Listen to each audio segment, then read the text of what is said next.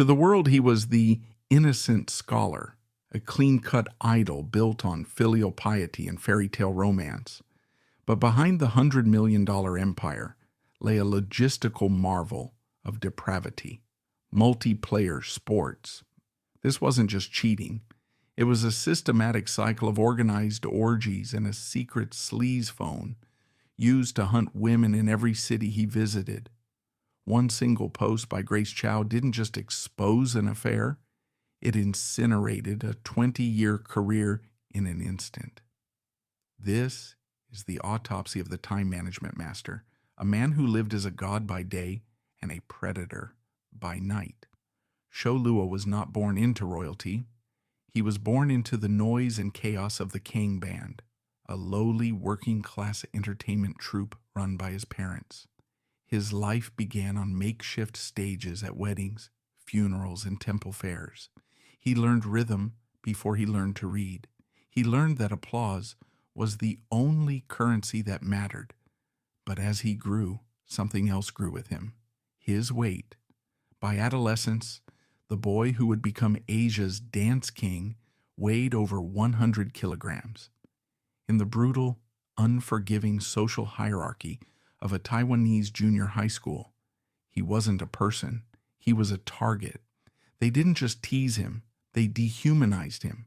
His classmates called him Black Pig. There is a famous story Luo has told where a girl he liked didn't just reject him, she publicly mocked him, telling everyone that the Black Pig had the audacity to think he was human enough to love. This is what psychologists call the narcissistic wound. It is a deep, festering injury to the ego. When you hurt a child that deeply, you don't create humility. You create a monster of ambition. You create a hunger that can never be satisfied. The summer before high school, the Black Pig made a decision. He stopped eating. He played basketball until his lungs burned. He swam until his arms went numb. This transformation was an exorcism rather than a health kick, a desperate attempt to kill the boy the world had taught him to hate, and in 2 months he did. When he returned to school, the transformation was absolute. The fat was gone. The jawline was sharp. The ugly duckling was now a swan, and the same girls who spat on him were now lining up to talk to him. But here is the detail that tells you everything you need to know about Shou Luo's psychology. He didn't bury the past. He branded it. He kept the nickname Xiaoju, Little Pig. It was a masterstroke of manipulation. By calling himself Little Pig, he disarmed everyone. It made him sound humble, harmless, and accessible. It told the world, I may be handsome now, but I'm still that goofy, chubby kid inside. It was the perfect camouflage. Who would suspect Little Pig of being a predator? He wore his trauma like a costume, using his painful past to build a bond with his fans. But deep down, the Black Pig was still there, starving, angry. And now that he was beautiful, now that the world was opening its doors, he was going to take everything he had been denied. The predator of 2020 was a shadow cast by the friend who stood on a stage in 2001, a man who viewed loyalty as a currency to be spent, not a bond to be kept. If the Black Pig era was about Shou Luo's relationship with himself, the Romeo era was about his relationship with loyalty. This is the chapter where the mask of the good brother slips for the first time, revealing a cold, opportunistic streak that would define his personal life for the next 2 decades.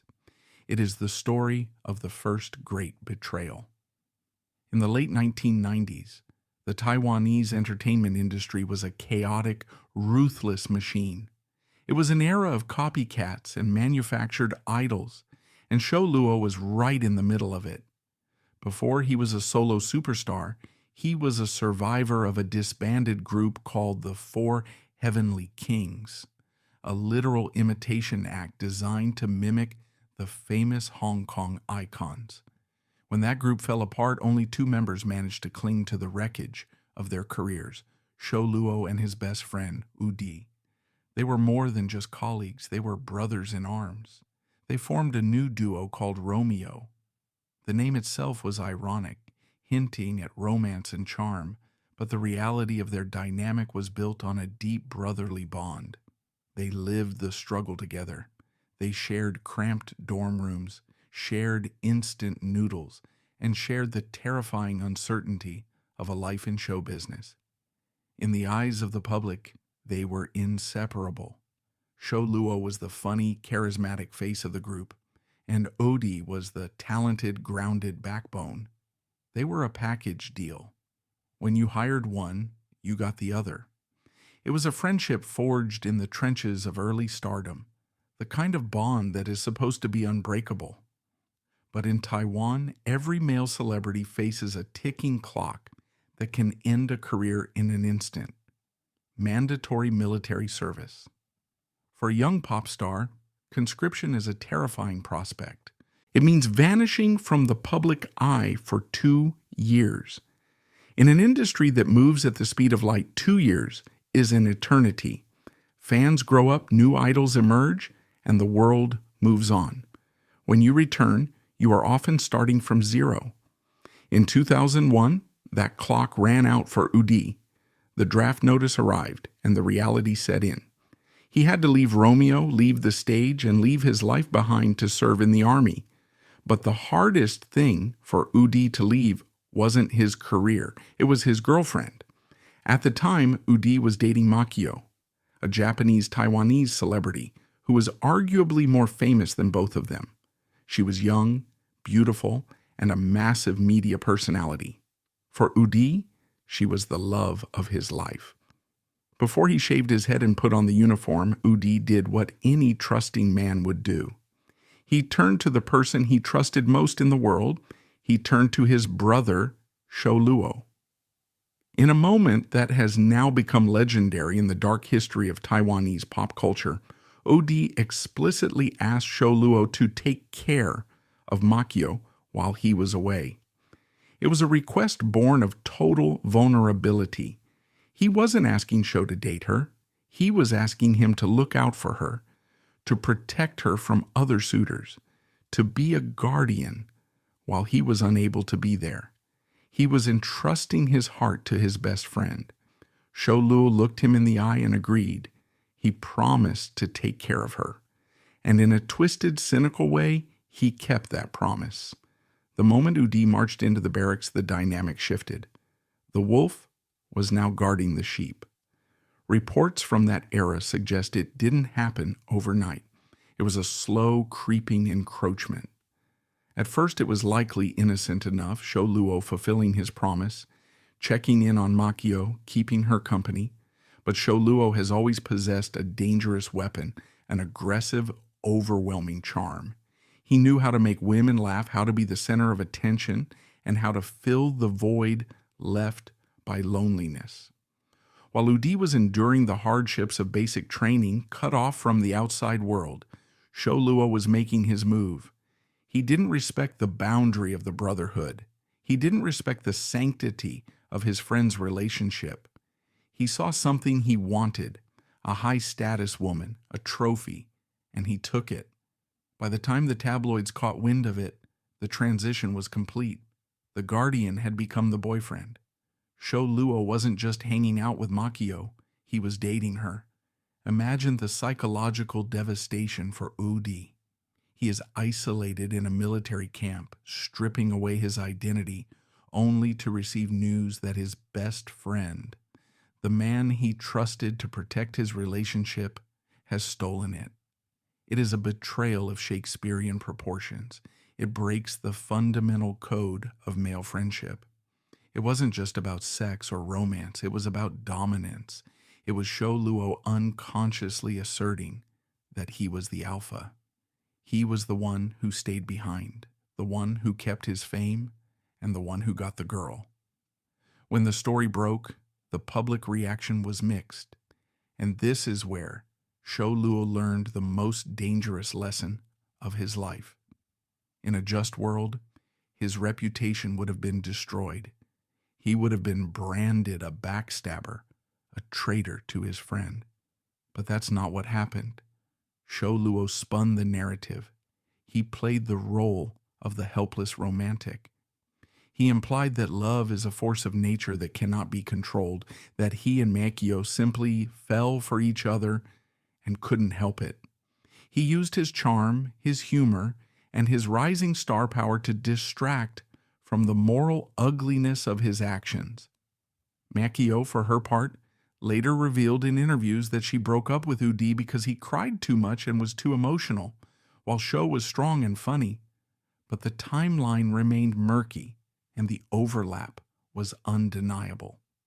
The public, dazzled by Shou Luo's on-screen persona, chose to overlook the betrayal. They laughed it off as celebrity drama. They forgave him.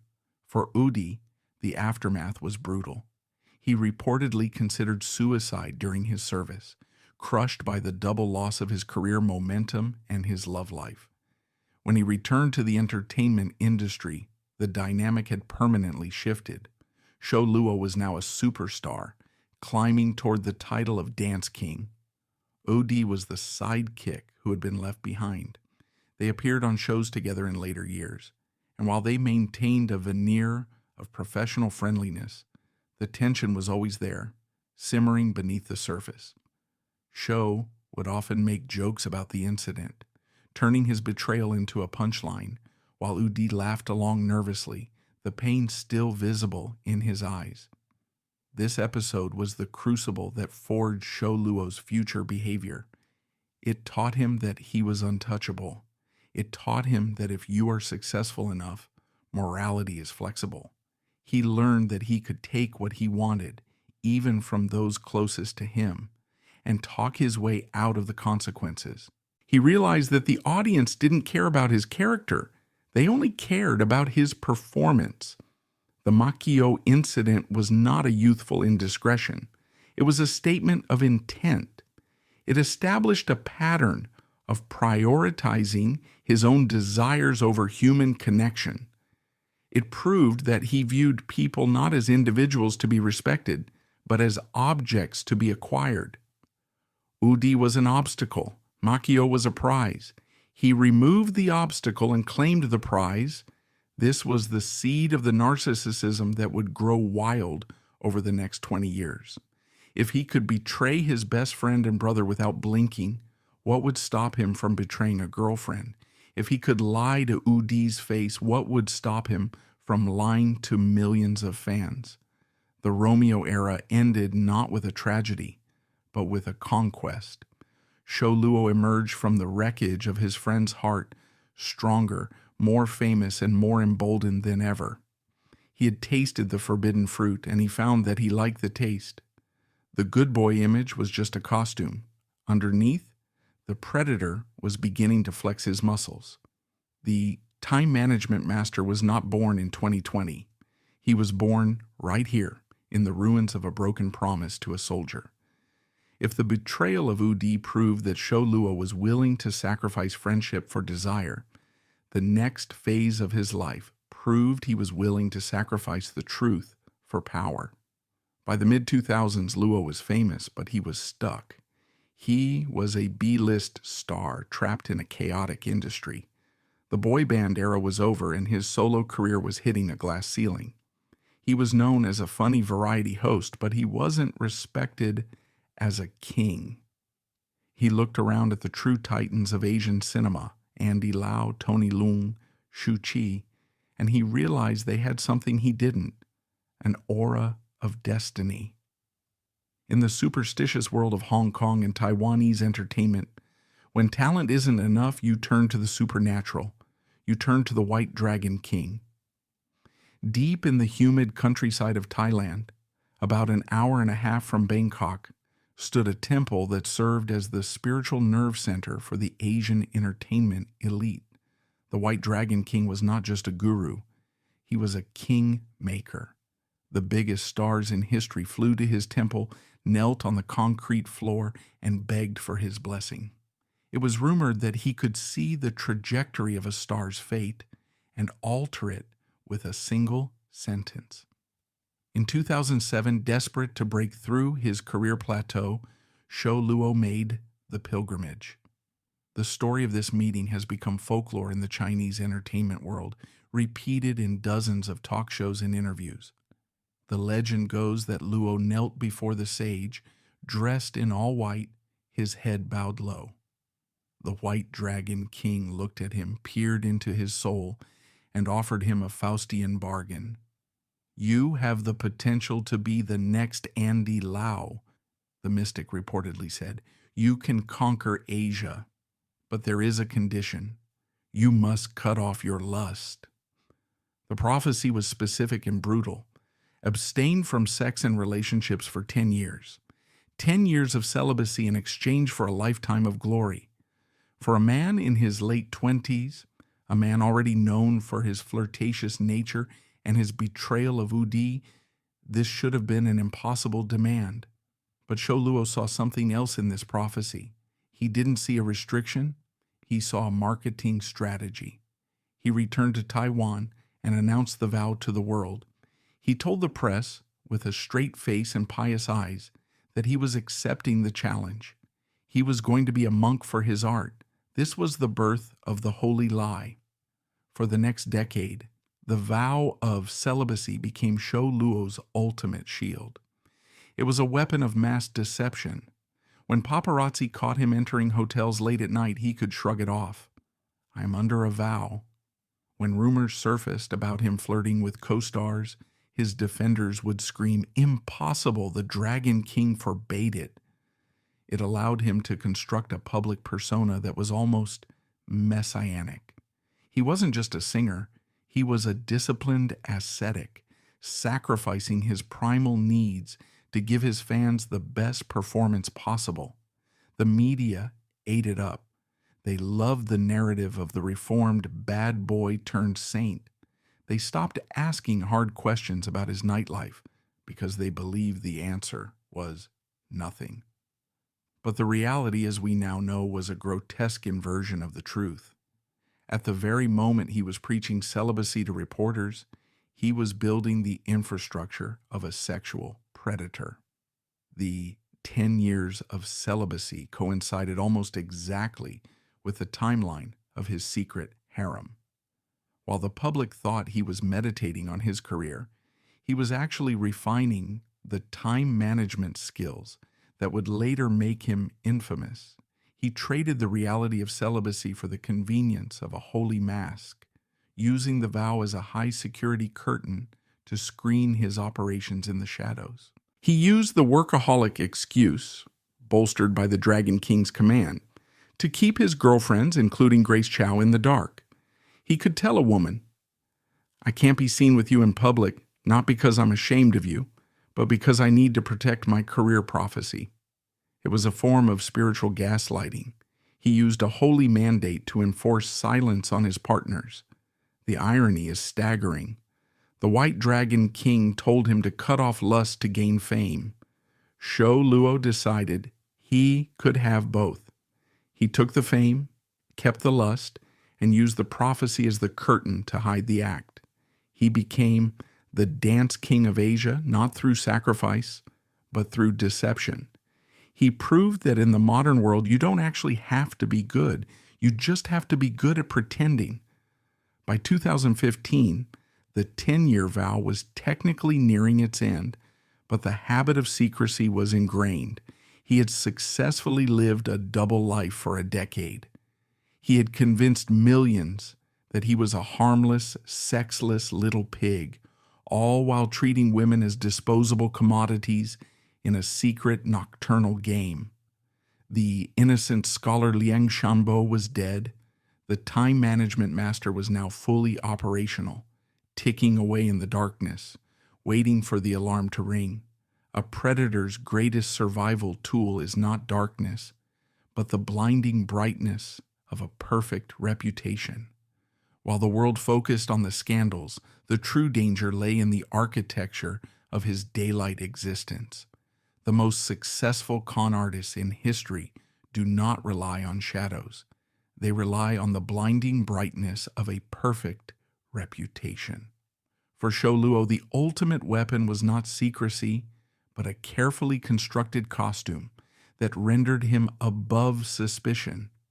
To the world, he was not a threat. He was a sanctuary.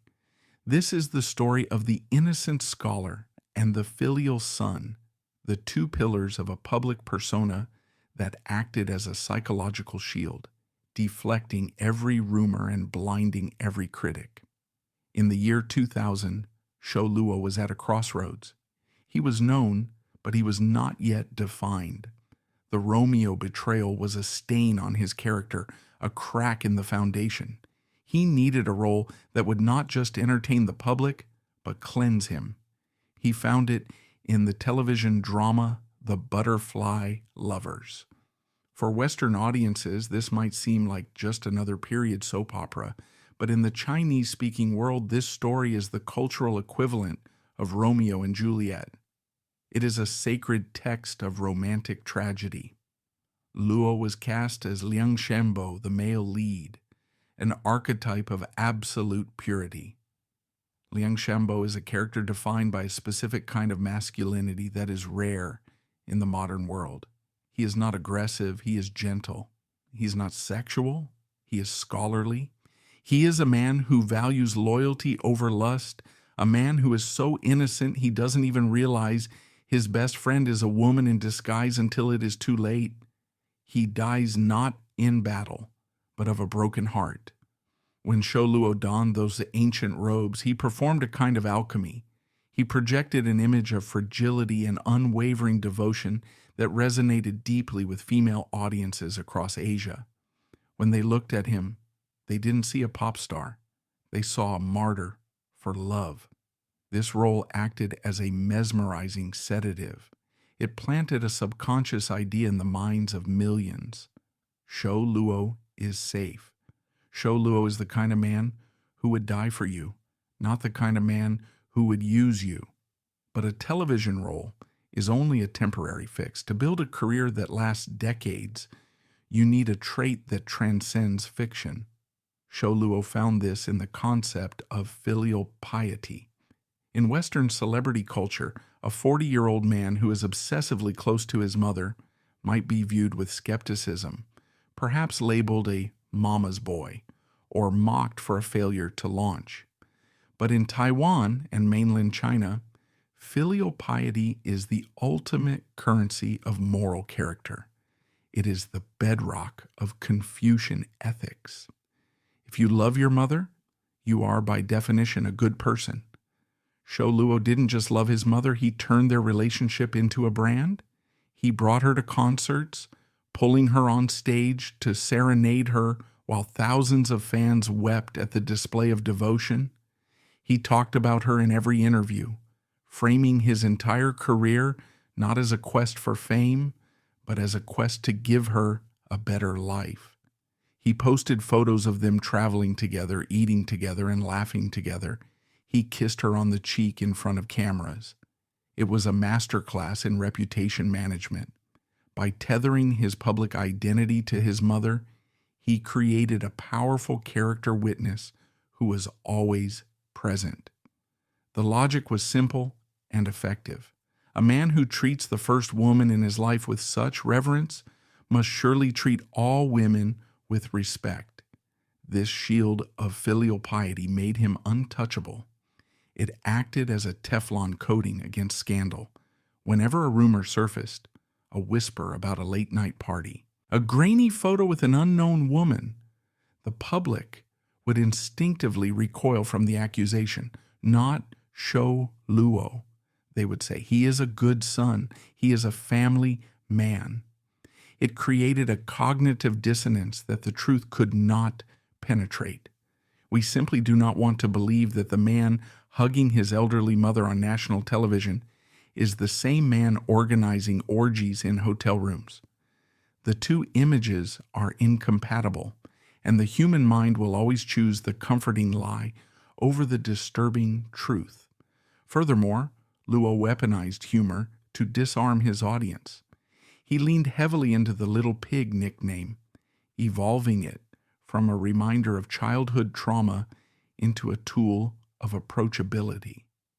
In the cutthroat world of Asian entertainment, where idols are often cold, distant, and perfectly manicured, Shou Luo was the clown. He wasn't afraid to look ugly. He wasn't afraid to fail. On variety shows, he would take a pie to the face, wear ridiculous costumes, and make himself the butt of the joke. Psychologically, this is a brilliant defensive strategy. We do not fear the jester. We lower our guards around the class clown because we assume they are simple, harmless, and transparent. By presenting himself as the fool, Luo made himself non-threatening. He invited the audience to laugh at him, and in doing so, he made them feel superior to him. A predator usually presents as dominant and controlling. Luo presented as submissive and chaotic. It was the perfect camouflage.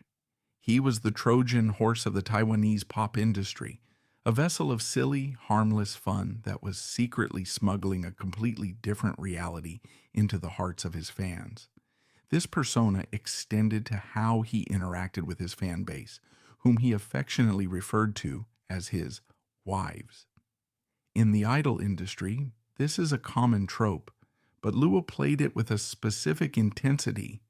He created a parasocial relationship that felt intensely intimate, yet paradoxically safe. He would host hugging events where he would embrace thousands of fans, one by one, for hours on end.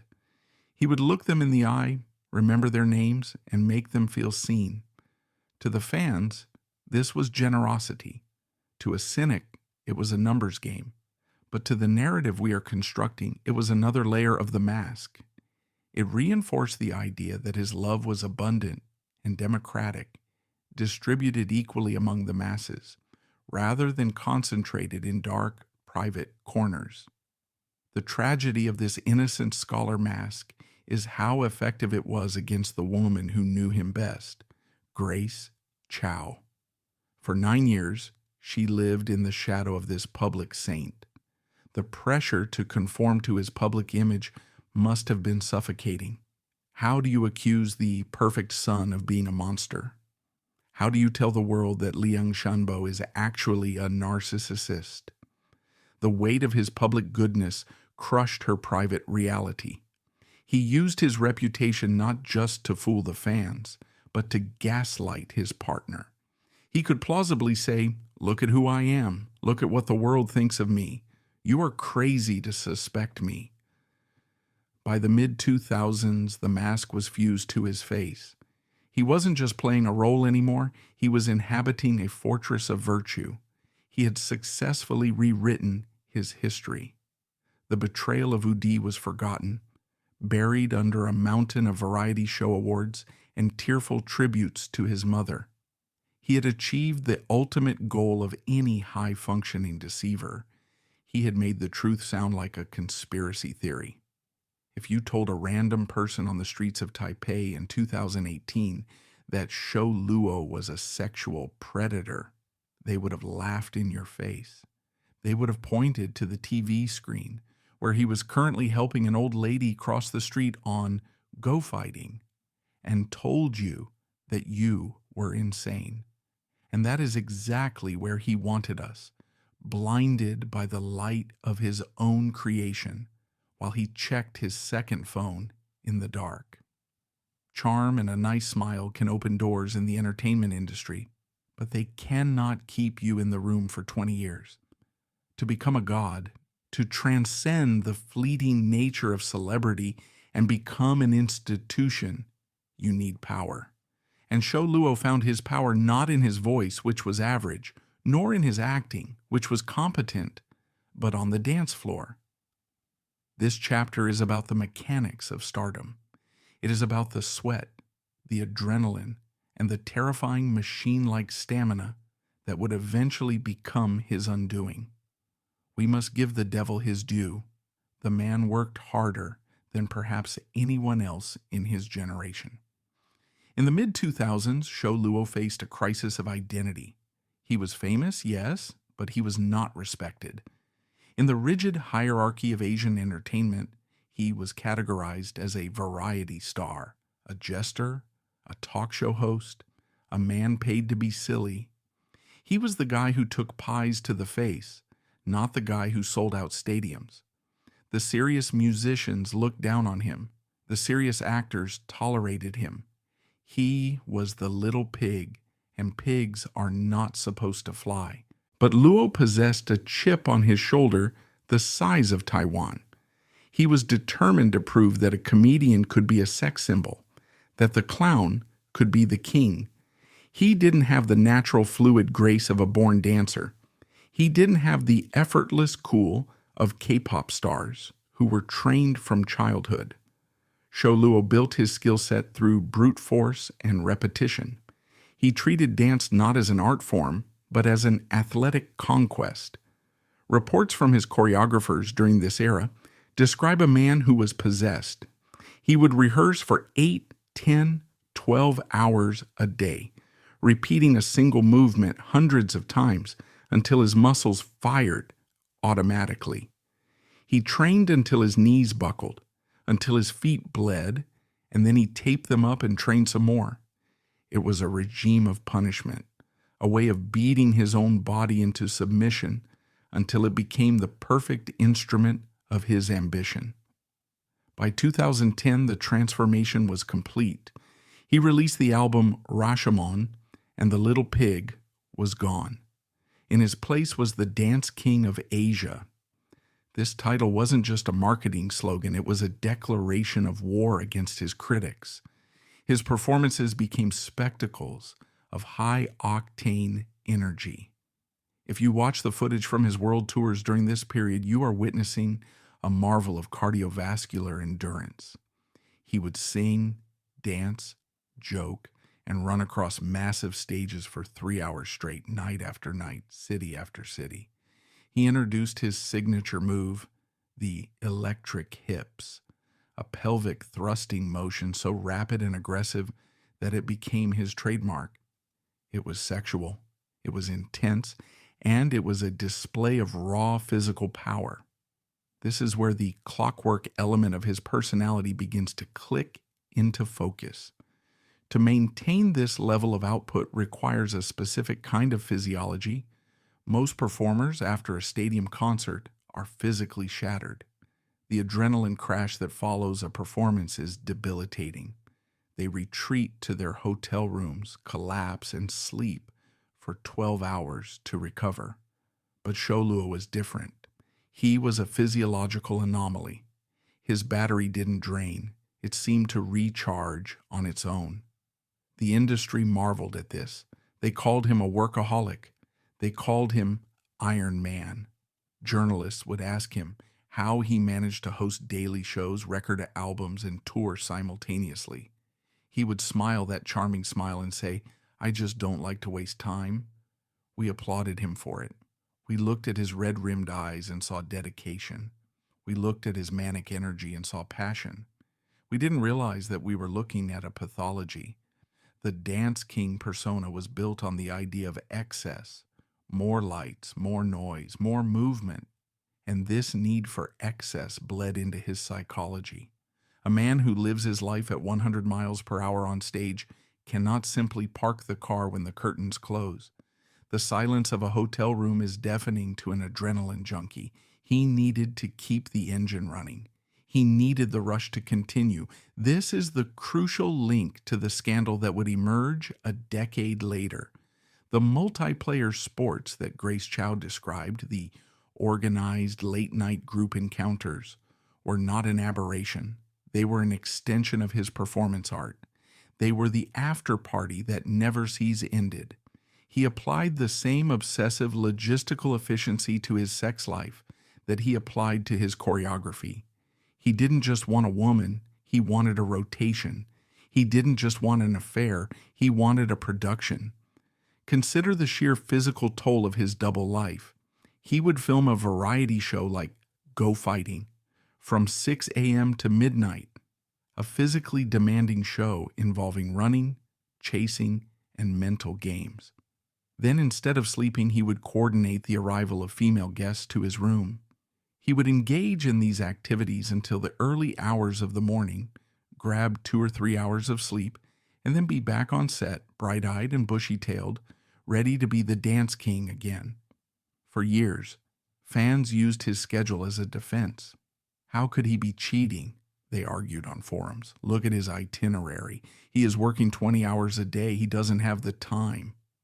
They were applying the logic of normal humans to a man who had trained himself to be a machine. They didn't understand that for Shou Luo, the conquest of women was not a distraction from his work. It was the fuel for it. It was the vampire feeding. The adoration of the crowd gave him the high, but the domination of his private life gave him the release. In 2013, he released an album titled The Lion Roars. The imagery was predatory, golden, fierce, king of the jungle. It was a fitting metaphor. He viewed the entertainment industry as his territory, and he viewed the people in it as his subjects. The Dance King's sweat was real, but it wasn't the holy water of a saint dedicated to his craft. It was the grease in the gears of a clockwork mechanism that was spinning faster and faster, dangerously close to overheating. He was running a marathon at a sprinter's pace, believing that he was the one man on earth who could outrun the consequences of his own biology. He thought he was invincible because he never got tired, but he forgot that even machines eventually break down. By 2015, Shou Luo had effectively conquered Taiwan. He was the undisputed king of the island's variety circuit and the premier pop idol of his generation. But in the geopolitics of Asian entertainment, Taiwan is a small pond. It is a prestigious market, certainly, but it is limited by geography and population. To become a billionaire, to become a titan who shapes culture rather than just participating in it, you must cross the strait. You must conquer mainland China. This chapter details the final and most dangerous piece of Shou Luo's armor, his ascension to the absolute peak of the Chinese entertainment complex. It was a conquest achieved not through music or film, but through a reality television phenomenon called go fighting. To understand the scale of his fall, we must understand the height of this specific mountain. Go fighting was not merely a TV show, it was a weekly ritual for hundreds of millions of people. It paired Shou Luo with some of the most respected heavyweight actors in Chinese cinema, men like Sun Honglei and Huang Lei, and cast them in an unscripted, chaotic game of wits and brotherhood. In this environment, Shou Luo performed his greatest magic trick yet. He shed the cool, aloof skin of the Dance King and adopted a new persona, Juto, or Pighead. He played the role of the lovable idiot, the frantic, slightly dim-witted younger brother who was always getting tricked by his elder co-stars. It was a masterstroke of branding. It softened his image to an almost impossible degree. He was no longer the intimidating sex symbol. He was the goofy neighbor you wanted to have a beer with. He became beloved by grandmothers in rural provinces who had never heard his music, and by children who saw him as a living cartoon character. This popularity brought with it a tsunami of wealth. We are talking about an economic engine that is difficult to comprehend. Between appearance fees, rumored to be in the millions of dollars per season, and a deluge of endorsements for everything from yogurt drinks to luxury watches, Shou Luo was essentially printing money. He was one of the highest paid entertainers in the largest market on earth. But money was not the most dangerous asset he acquired during this period. The most dangerous asset was invincibility. When you are the star of the #1 show in China, you are protected. You are surrounded by a phalanx of assistants, managers, drivers, and fixers whose entire livelihood depends on your happiness. You exist in a bubble where the word no is never spoken. This environment is the petri dish for narcissism. It convinced Shou Luo that he was untouchable. He was embedded in the men's gang, a brotherhood that celebrated loyalty and masculinity. He felt protected by the cultural weight of his peers. He believed he had graduated from being a pop star to being a big brother, a made man in the industry mafia. Crucially, this era provided the perfect logistical cover for his time management activities. The show required constant, relentless travel. One week he was filming in Shanghai, the next in Shenzhen, the next in Chongqing. For a man looking to hide a double life, this itinerary was a gift from the gods. It normalized his absence. It gave him an ironclad alibi for every missing hour. To his girlfriend, Grace Chow, and to the public, the narrative was simple. I am flying, I am filming, I am exhausted. Who questions a superstar who is boarding a plane? Who suspects a man of infidelity when he is supposedly collapsing into bed after an 18-hour shoot? The constant movement created a fog of war. He used the geography of China as a chessboard, moving his pieces and his women around in the gaps between his schedule. This is where the luxury hotel became his primary habitat. The presidential suites of the Ritz-Carltons and the Waldorfs became his safe houses. In these high-security environments, accessible only by private elevators and guarded by discreet staff trained to never see and never tell, Shou Luo built his night kingdom. He could host his multiplayer sports in absolute privacy, knowing that the hotel staff valued his patronage more than the truth. The infrastructure of the high-end hospitality industry is designed to protect the secrets of the wealthy, and Luo exploited this feature to its limit. The go-fighting era was the peak of his hubris. He began to believe his own myth. He thought he was smarter than the system. He thought he could juggle the demands of the biggest show in China with the demands of a secret nocturnal harem and never drop a ball. He looked at his reflection, the rich, beloved, innocent pig, and saw a man who had successfully hacked the game of life. He had the money, the fame, the perfect girlfriend, and the secret lovers. He had it all. But there is a fatal flaw in the psychology of the untouchable man. He forgets that he is being watched. He forgets that the people closest to him, the ones he thinks he has fooled, are often the ones taking notes. He was building a cathedral of lies on a foundation of sweat and laughter, unaware that the ground beneath him was already shifting. He was the king of the stage and the jester of the variety show, but he forgot the cardinal rule of the show business. Eventually, the cameras stop rolling and the lights come on. And when they did, the pighead would find that his brotherhood, his money, and his charm were powerless to stop the avalanche he had created. He was flying high above the clouds, unaware that he was running out of fuel. To execute a magic trick that lasts for a decade, the magician requires more than just sleight of hand. He requires an assistant who is willing to disappear. He needs a partner who agrees to exist in the negative space of his life, a person who accepts that their primary role is to be invisible.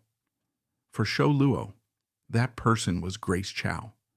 To understand the magnitude of the betrayal that would eventually tear the Asian entertainment industry apart, we must first understand the architecture of the loyalty he exploited. We must step back to the year 2011 into the smoky, exclusive VIP rooms of Beijing's nightlife, where a 32-year-old superstar met a 23-year-old internet celebrity, and a contract of silence was signed without a drop of ink being spilled. Grace Chow, or Zhou Yangqing, was not the typical desperate fan clawing for proximity to fame. In the social hierarchy of modern China, she is classified as a bai fu mei, a slang term denoting a woman who is white, rich, and beautiful. Born into a wealthy, elite Beijing family with rumored military connections, she grew up in a world of privilege. She drove luxury cars, carried limited edition Birkin bags, and studied overseas. She did not need Shou Luo's money. She had plenty of her own. She did not need his status to climb the social ladder. She was already standing on the top rung. What she wanted, with the naive intensity of a 23-year-old romantic, was the fairy tale. And to her, Shou Luo, the funny, handsome, innocent scholar she had watched on television screens for years, was the prince. When they began dating, the power dynamic was immediately set in stone, not by money, but by fame. He was the god. She was the worshiper.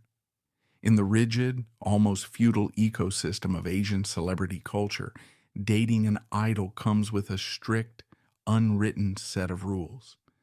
The first and most important rule is omerta, total silence. From the very first spark of their romance, Luo made it clear that their relationship had to be a ghost story. He didn't just ask for discretion, he demanded erasure. He had a laundry list of excuses, each more convincing than the last. He cited the possessiveness of his wives, his millions of female fans, who would reportedly tear apart any woman who dared to touch him. He cited the vow of celibacy to the White Dragon King, telling her that revealing their love would violate a spiritual decree and curse his career. He told her that if the public knew, the pressure would destroy the fragile beauty of what they had. It was a master class in manipulation. He framed her silence not as a humiliation, but as a noble sacrifice. He convinced her that by hiding, she was protecting him. She wasn't being shoved into a closet. She was being entrusted with the crown jewels. So Grace Chow agreed to become a shadow. For the first 4 years of their relationship, from 2011 to 2015, she lived a life that was paradoxically glamorous and deeply lonely. This is the era of the shadow girlfriend. It is a psychological state as much as a physical one. Grace methodically scrubbed her digital footprint. She deleted social media posts that hinted at his existence. When they traveled together, they were never truly together. At airports, they walked 10 paces apart, wearing oversized sunglasses and surgical masks, acting like strangers. She couldn't hold his hand. She couldn't fix his collar. She couldn't claim him. But the most crushing reality of this arrangement was the waiting. The hotel room became the primary setting of their romance, and it was also her prison. Luo's schedule was a relentless whirlwind of flights, concerts, and variety show tapings. When he flew to a city, be it Shanghai, Tokyo, or Taipei, Grace would often fly there separately on a different commercial flight. She would check into the same luxury hotel, but often under a different name or on a different floor. And then she would wait. We must try to imagine the texture of those hours. A young, vibrant woman sitting alone in a presidential suite for 10, 12, sometimes 14 hours at a stretch. She couldn't leave the room lest a paparazzi spot her. She couldn't order room service for 2 lest a waiter get suspicious. She sat with the curtains drawn, staring at the television or scrolling through her phone, waiting for the dance king to finish entertaining the world. She was waiting for the after party to end, waiting for the staff to go to sleep, waiting for the text message that said the coast was clear. Only then, in the dead of night, would Shou Luo sneak into her room or have her sneak into his. Grace later revealed a detail that is heartbreaking in its simplicity. She learned to type in traditional Chinese characters. As a mainlander from Beijing, Grace grew up using simplified Chinese. Taiwan uses traditional characters. To ensure that Luo could read her messages faster on his phone, to save him mere seconds of cognitive effort, she retrained her brain to write in his script.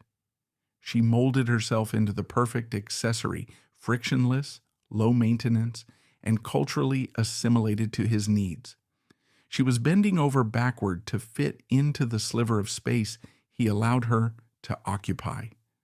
Why did she stay? This is the question the public always asks when the truth comes out. Why would a wealthy, beautiful woman accept such scraps of affection?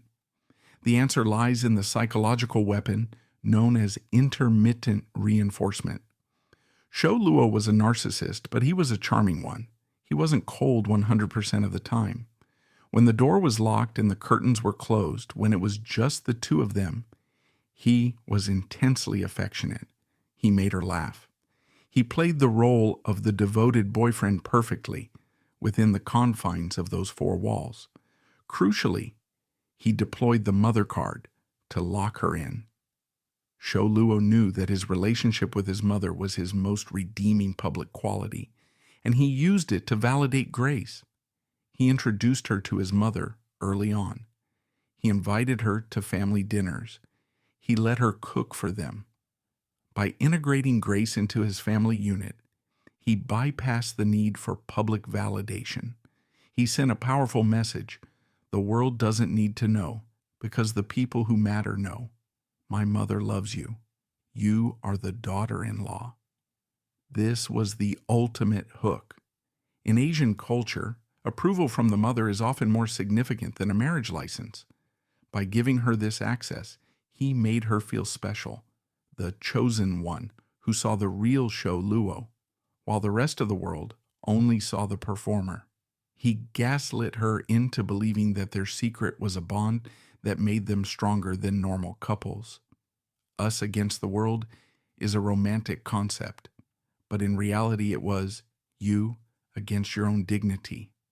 During these years, Luo was perfecting his time management skills. The audacity is staggering when you look at the timeline. The fact that he could keep a girlfriend hidden in his hotel room, waiting for him like a loyal pet, while he was simultaneously coordinating multiplayer sports in other rooms, or flirting with other women on his second phone, is a testament to his nerve. He used Grace as a psychological shield against his own conscience. As long as she was there, waiting for him, he could tell himself he was a man capable of love. She was the anchor that kept him tethered to the idea of being a good person, even as he drifted further into depravity. He assumed that because she was rich, she wasn't with him for money, and therefore her love was unconditional. He assumed that because she had accepted the silence for 4 years, she would accept it forever. He viewed her not as a partner, but as a satellite that orbited his planet, visible only when he chose to look at the sky. But he failed to realize one crucial thing. By forcing her to live in the shadows, by forcing her to be hyper-observant of his schedule, his moods, and his habits, he was training her. He wasn't just grooming a victim, he was training a detective. The girl sitting alone in the hotel room, reading his traditional Chinese texts, was slowly memorizing the patterns of the clockwork mechanism that controlled her life. And one day she would notice when the gears skipped a beat. By the middle of 2015, the tectonic plates of Shou Luo's life were shifting.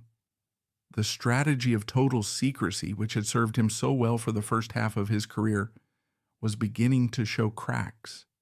In the age of smartphones and ubiquitous social media, the vow of celibacy was no longer a shield. It was becoming a joke. Paparazzi photos were surfacing with alarming frequency. Blurry shots of him and Grace traveling to Japan, whispers of them wearing matching accessories. The innocent scholar narrative was colliding with the reality of a 35-year-old man who clearly had a private life. Shou Luo, ever the master strategist, realized that if he continued to deny the obvious, he risked looking like a liar rather than a monk. He needed a pivot. He needed to control the narrative before the narrative controlled him. On June 17, 2015, Shou Luo did the unthinkable. He pressed the button that dismantled a decade of carefully curated bachelorhood. He posted a message on Weibo, a simple, vague, yet undeniable acknowledgement of his relationship with Grace Chow. It was a seismic event in the Chinese entertainment world. For 20 years, his brand had been built on availability. He was the fantasy boyfriend for millions. By admitting he was taken, he was theoretically lighting a match in a room full of gasoline. His management team must have held their breath, terrified of the backlash, terrified that the wives, his legions of possessive female fans, would revolt and burn his career to the ground. But a strange alchemy occurred. Instead of rioting, the public celebrated. The fans, having grown up alongside him, were no longer the hysterical teenagers of the early 2000s. They were now adults, many with families of their own, and they were ready for their idol to settle down. They looked at Grace Chow, and instead of an enemy, they saw a survivor. They saw a woman who had stood in the shadows for years without complaining, a woman who had passed the loyalty test with flying colors. Almost overnight, Grace went from being a rumored gold digger to being affectionately dubbed Saozi, sister-in-law. This ushered in the era of the golden couple, spanning from 2015 to 2019. This period was the most dangerous phase for Grace Chow because it gave her the illusion of security. It blinded her with the bright lights of public validation. The relationship ceased to be just a romance. It became a business merger. Grace was a savvy entrepreneur in her own right, and she leveraged the newfound legitimacy to explode her own fashion brand. Luo began wearing her clothes on his massive television platforms. She in turn promoted his streetwear label, Got No Fears. They became a synergy of commerce and cool, a cross-promotional machine that generated revenue simply by existing together. They projected the image of the modern power couple, stylish, wealthy, and seemingly obsessed with each other. Luo performed his role of the reformed playboy to perfection. He publicly defended her against internet trolls who mocked her plastic surgery, a move that earned him massive respect. When asked about her changing appearance, he delivered a line that was as brilliant as it was manipulative. I knew her before the surgery. I love her personality, not her face. It was the perfect soundbite. It painted him as deep, soulful, and matured, a man who valued the human spirit over superficial beauty. To Grace, this must have felt like the ultimate vindication. The man who had hidden her for 4 years was now defending her honor to the world. Behind the scenes, the dynamic seemed to stabilize into domestic bliss. Grace began spending significantly more time in Taipei, living in his luxury apartment, cooking meals for his mother, and effectively stepping into the role of the wife. She became the matriarch in waiting. She believed the war was over. She believed that she had done the impossible. She had tamed the wild horse of Taiwanese pop. She thought that because he had acknowledged her publicly, he had committed to her privately. She believed that the golden couple era was the happy ending to her years of suffering. However, for a pathological personality like Luo, public acknowledgement is not a promise of fidelity. It is simply a more sophisticated form of camouflage. In reality, bringing her into the light made his shadow operations significantly easier. A man who claims to be single and celibate is constantly scrutinized. People are always looking for the crack in the armor. But a man in a serious public long-term relationship is invisible. He is safe. When he traveled for go fighting or his concert tours, colleagues and staff assumed he was rushing back to his hotel room to FaceTime his beloved Grace. The public relationship provided a cover of normalcy that deflected suspicion. This era was a facade of high-gloss lacquer painted over rotting wood.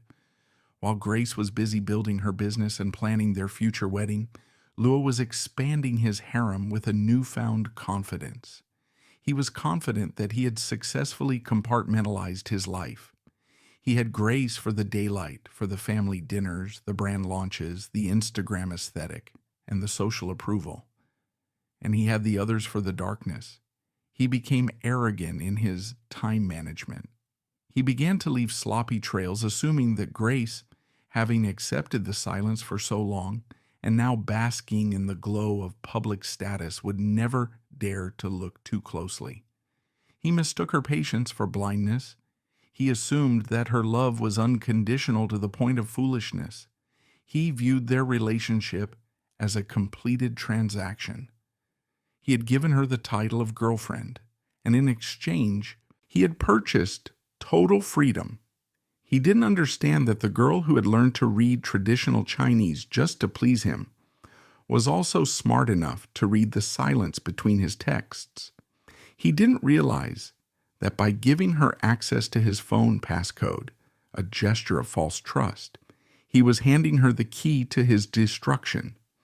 The golden couple shone brightly on the magazine covers, but gold is a soft metal, easily bent and scratched. Under the surface, the pressure was mounting.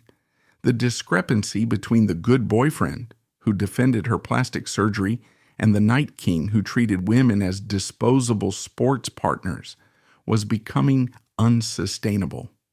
Grace was beginning to notice the anomalies, the strange gaps in communication, the phone that was always guarded, the subtle changes in his affection.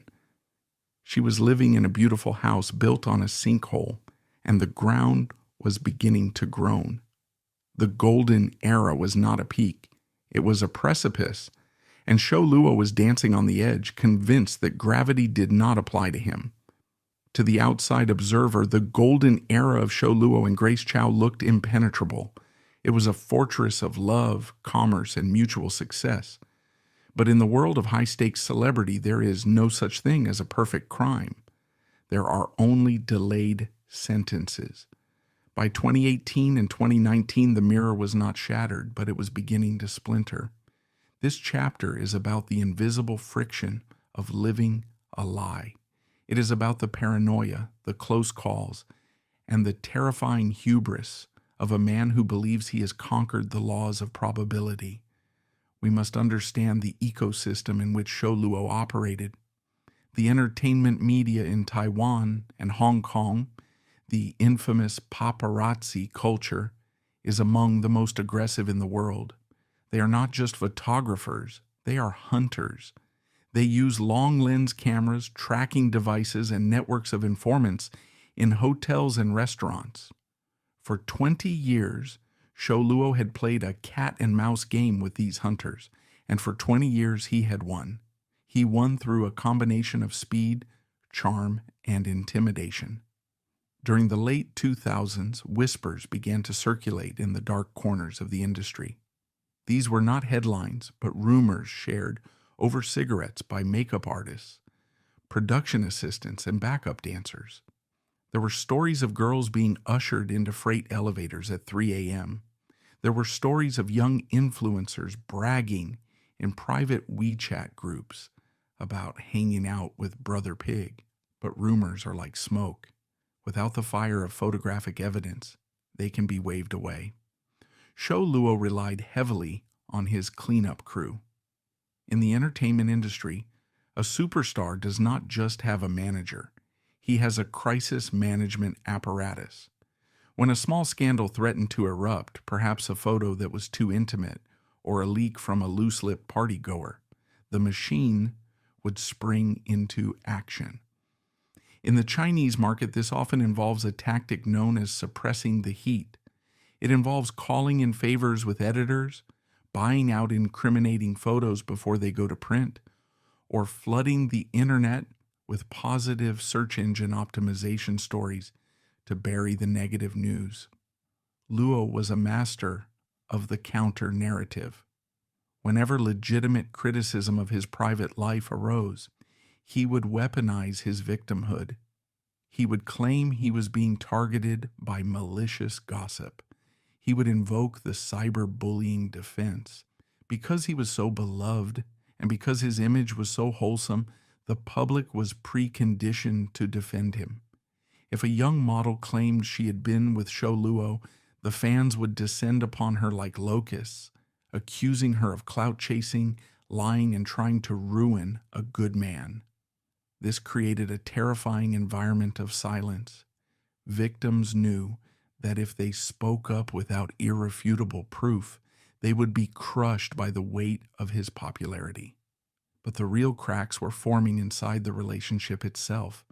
Grace Chow was not blind. You cannot live with a man for nearly a decade and not notice the anomalies.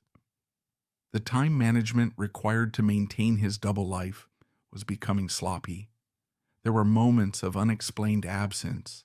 There were times when the second phone, the device that would eventually be his undoing, buzzed at the wrong moment.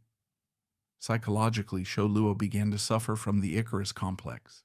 He had flown close to the sun for so long without getting burned that he stopped fearing the heat. He began to take unnecessary risks. He brought women to his home when Grace was out of town, assuming she would never check the security footage or talk to the neighbors. He organized parties in cities where he knew she had friends, assuming his status would enforce silence. He grew lazy in his deception. This laziness is a common trait in long-term serial deceivers. At the beginning, they are meticulous, paranoid, and careful, but after years of success, the fear fades, replaced by a sense of entitlement. Shou Luo believed he was smarter than the room. He believed he could compartmentalize his life forever. He looked at Grace and saw a woman who was locked in. She was wearing his brand, living in his house, and bonded to his mother. He calculated that the cost of her leaving was too high, that she was too invested in the golden couple brand to ever blow it up. He forgot that the most dangerous person in the world is not the enemy you fight, but the ally you underestimate. Grace was accumulating data. Every unanswered text, every strange excuse, every time he guarded his phone like a nuclear football, it was all being filed away in her subconscious. The tension was building like tectonic pressure. In late 2019, the atmosphere around them grew heavy. Social media posts became less frequent. The captioning became more cryptic. The golden couple was still smiling on billboards, but in private, the silence was deafening. Shou Luo, confident in his invincibility, continued his multiplayer sports, continued his flirtations on the secret phone, unaware that he was handing Grace the very weapon she would use to execute him. He was standing in the center of a hall of mirrors, admiring his own reflection, the king, the idol, the good son. He didn't notice that the glass was beginning to vibrate. He didn't hear the high-pitched frequency of a truth that could no longer be contained.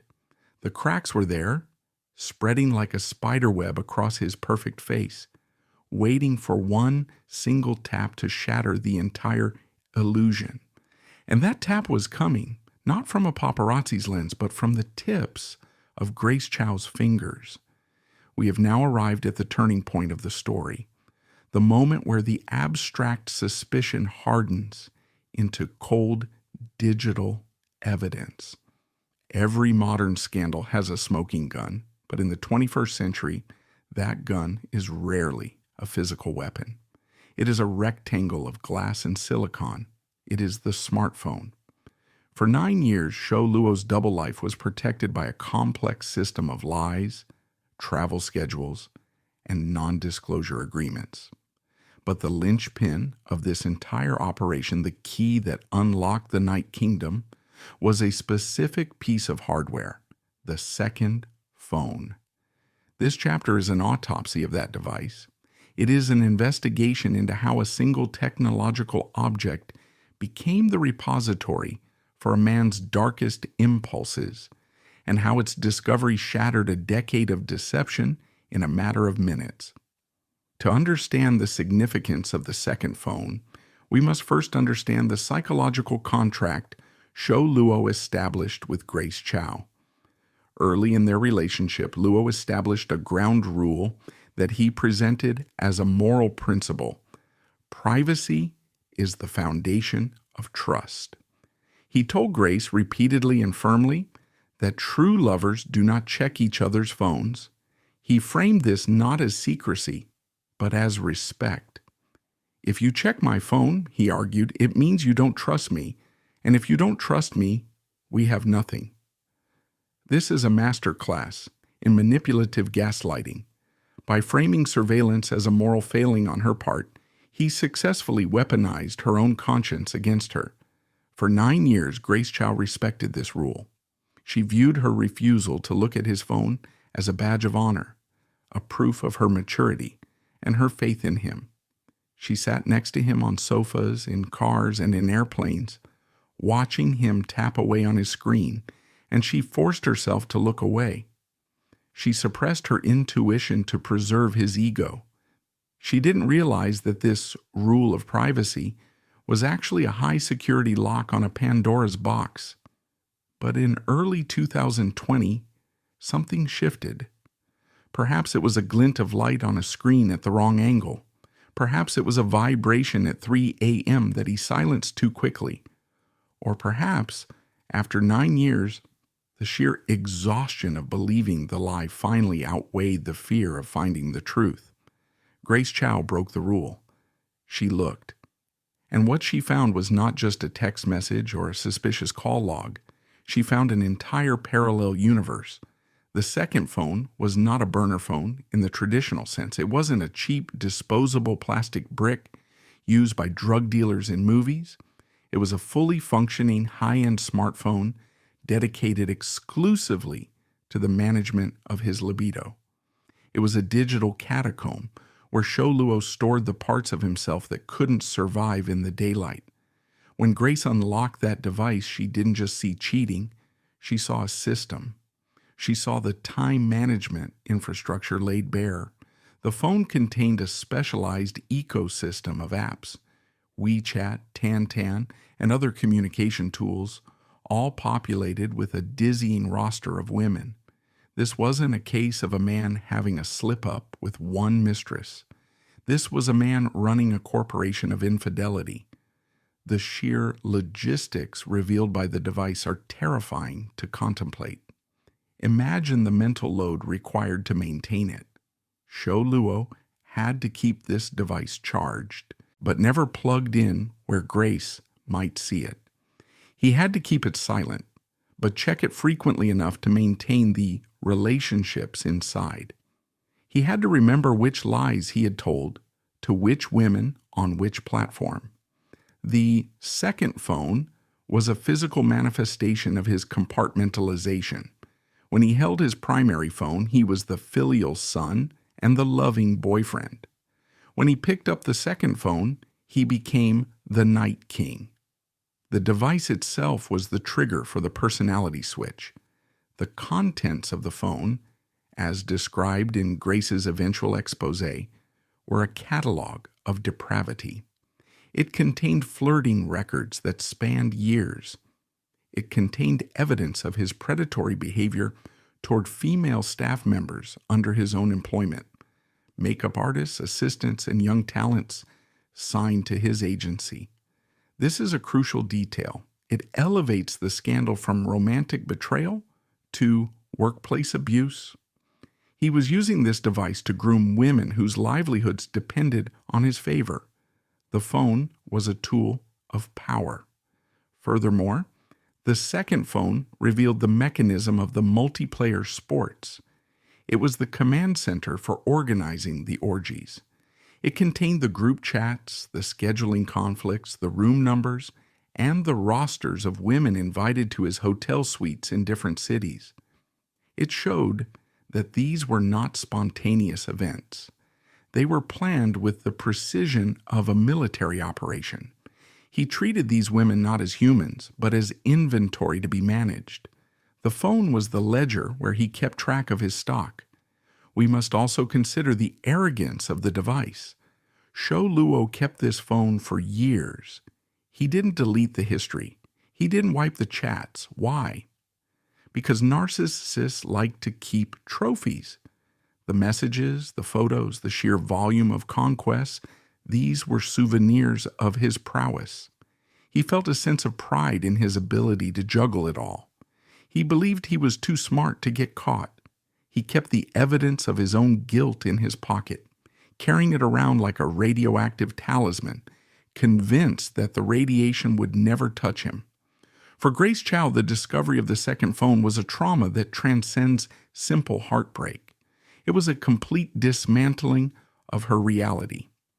Imagine scrolling through years of messages and realizing that while you were planning your wedding, he was planning a sex party. Imagine seeing the timestamps and realizing that while he was texting you, "Good night, I love you," on phone A, he was texting "Room 102, come now," on phone B. The betrayal is not just in the act of sex. It is in the act of synchronization. It is the realization that you were never the only character in the movie. You were just the only one who didn't know it was an ensemble cast. The second phone is the ultimate symbol of the modern Lothario. In the past, a cheater had to worry about lipstick on a collar or the smell of perfume. Today, the cheater can carry his entire secret life in a device smaller than a wallet. It is clean, odorless, and silent. It allows the darkness to exist in the same pocket as the light. Shou Luo was the master of this technology. He thought the screen protected him. He thought the password was enough. But he forgot that technology is neutral. It stores the lies just as faithfully as it stores the truth. And when Grace Chow finally looked into the black mirror of that second screen, the reflection she saw was not the man she loved, but the monster he truly was. The lock was broken, and the Night Kingdom was open for business, ready to be exposed to the world. In the lexicon of modern scandal, few phrases have carried as much weight or as much dark irony as the term Grace Chow introduced to the world on April 23, 2020. She did not use the crude language of pornography. She did not use the clinical language of legal accusations. She used a euphemism that was devastating in its precision. She accused Shou Luo of engaging in multiplayer sports. On the surface, the term sounds athletic. It implies teamwork, exertion, coordination, and sweat, and in a twisted sense, it was all of those things. But the sport in question was not played on a court or a field. It was played on the thread count sheets of five-star hotels, and the participants were not teammates but pawns in a game designed for the pleasure of a single man. This chapter is a descent into the most salacious and psychologically disturbing element of the Shou Lu scandal, the systematic organization of group sexual encounters, or orgies. To understand why this specific accusation destroyed him so completely, we must look beyond the act itself and examine the machinery required to make it happen. An orgy is not a spontaneous event. You do not stumble into a multiplayer sport by accident. It requires logistics. It requires procurement. It requires a total suspension of empathy for the people involved. Grace Chow's revelation painted a picture of a man who treated sex not as an act of intimacy, but as a spectator sport, where he was both the captain and the referee. The term multiplayer sports went viral instantly because it captured the industrial scale of his appetite. It wasn't just that he was cheating, it was that one woman was never enough. The second phone, we discussed in the previous chapter, was essentially the whistle he blew to start the game. But Shou Luo did not play this game alone. This brings us to the dark role of his entourage, often referred to in the Taiwanese media as the party boys. Every king needs his knights, and Shou Luo surrounded himself with a phalanx of male friends, assistants, and hangers-on whose primary job was to facilitate his desires. These men acted as the gatekeepers of the Night Kingdom. They were the scouts. Reports and rumors that surfaced after the scandal suggest a disturbing dynamic. When Luo traveled to a new city for a concert or a shoot, the party boys would allegedly scour the local nightlife, social media, and modeling agencies to recruit talent for the evening's festivities. They were the procurers, filtering women based on the specific aesthetic preferences of their boss. This dynamic reveals a profound power imbalance. The women invited to these sports were often fans, aspiring models, or minor internet celebrities. They were entering the room with a superstar, a man whose poster had likely hung on their walls. The power differential was astronomical. Luo wasn't just a man. He was an economic and cultural deity. When a god invites you to his room, it is very hard to say no.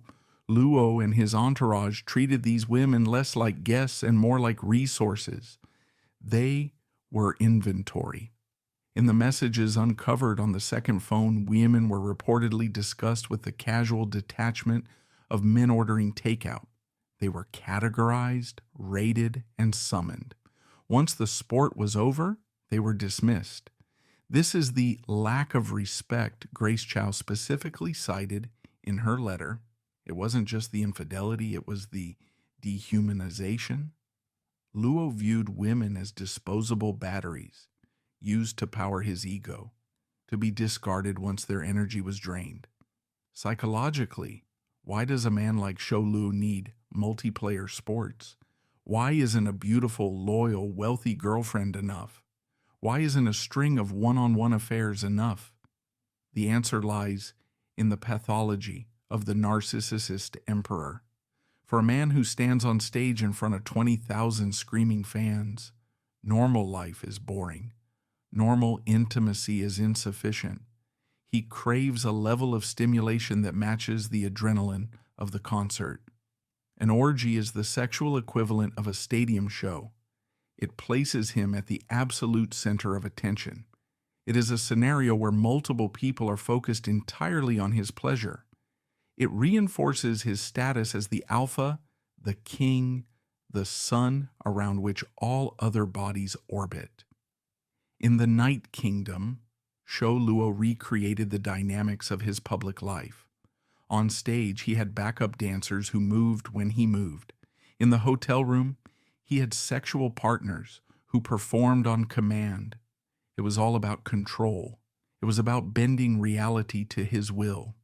These sports served as the ultimate validation for the black pig, a reversal of the social hierarchy where the bullied child finally claimed the power to command the room. It was the ultimate validation of his transformation, repeated night after night, a ritual of dominance performed on a bedspread. The location of these events, luxury hotels, adds another layer of grim sterility to the proceedings. Hotels are transient spaces. They belong to no one.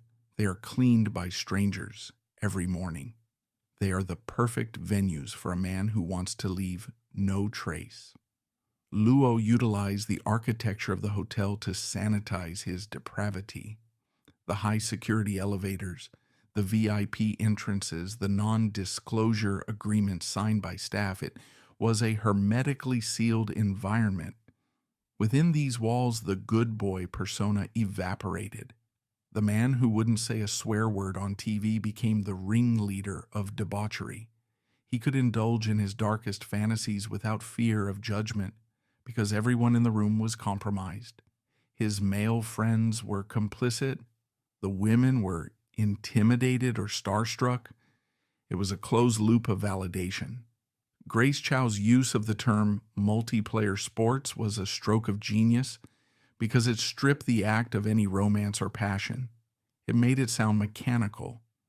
And that is exactly what it was. It was a workout, a release, a bodily function performed with an audience. It revealed that Shou Luo was not a romantic Lothario who fell in love too easily. He was a sexual glutton who gorged himself simply because the buffet was open.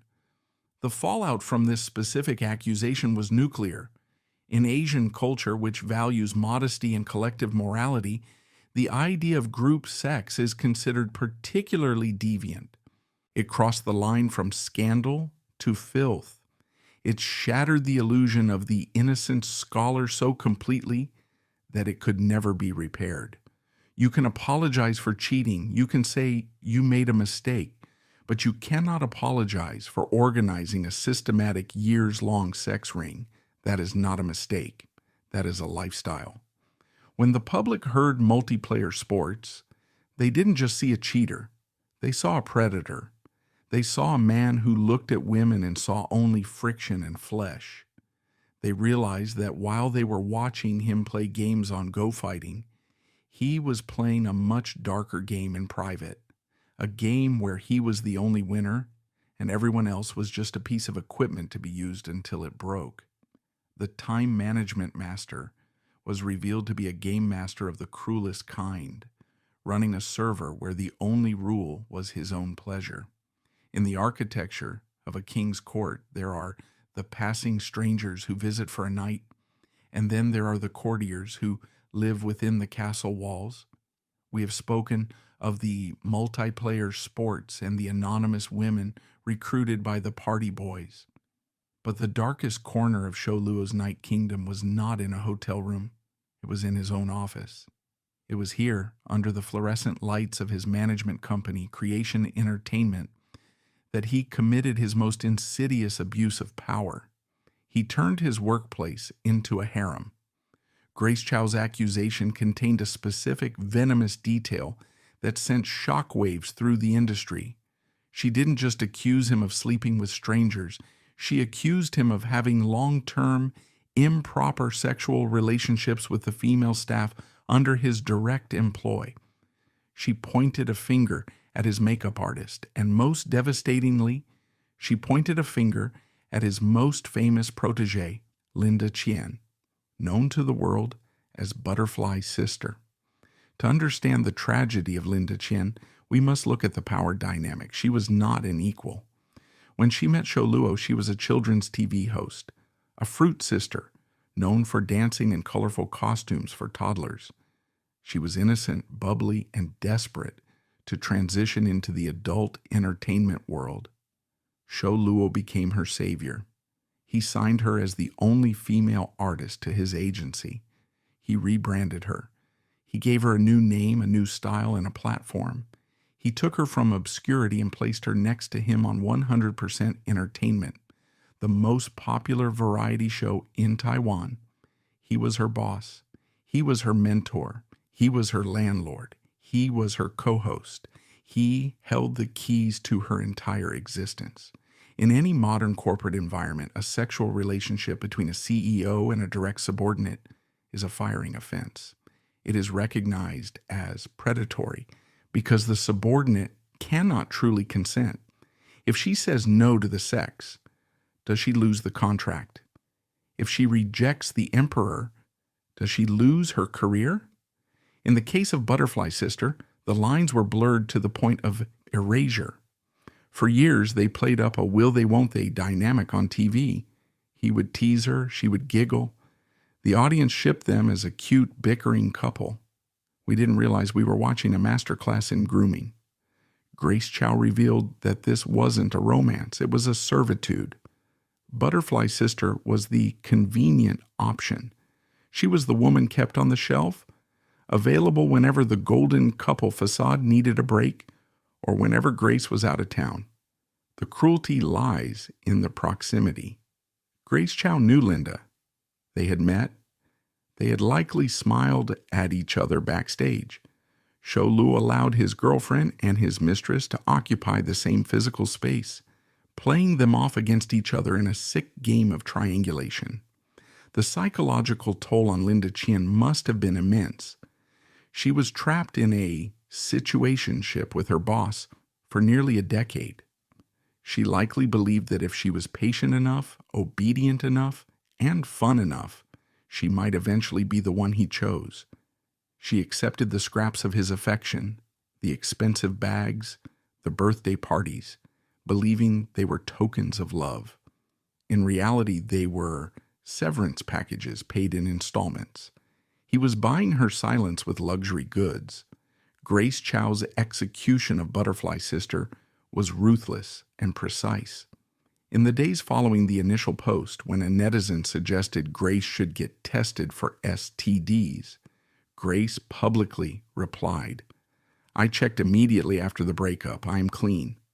She then tagged Linda Chen's official Instagram account and wrote, "At Butterfly Sister, you should go check your health too."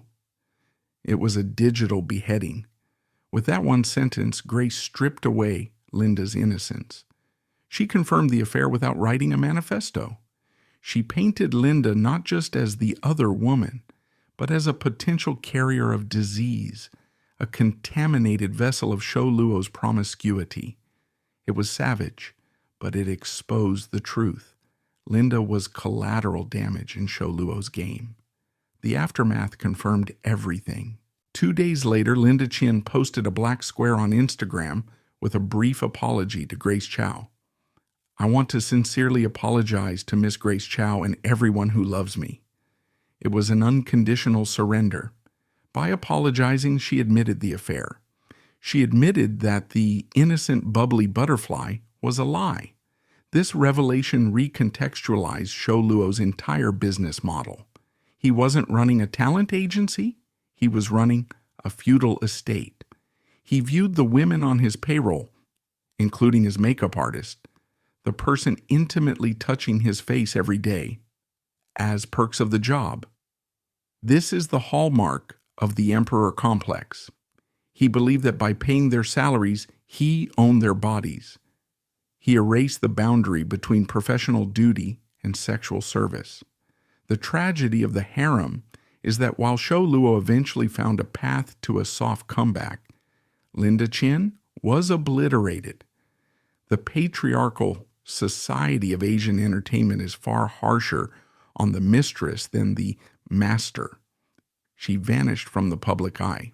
Her career, built entirely on the foundation Shou Luo provided, collapsed the moment he withdrew his protection. She lost her endorsements, her hosting gigs, and her reputation. She became a ghost, haunting the ruins of the empire Luo built.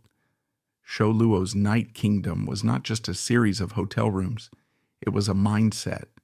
It was a belief that everyone, friends, fans, employees, lovers, existed solely to service his needs. The second phone was the remote control.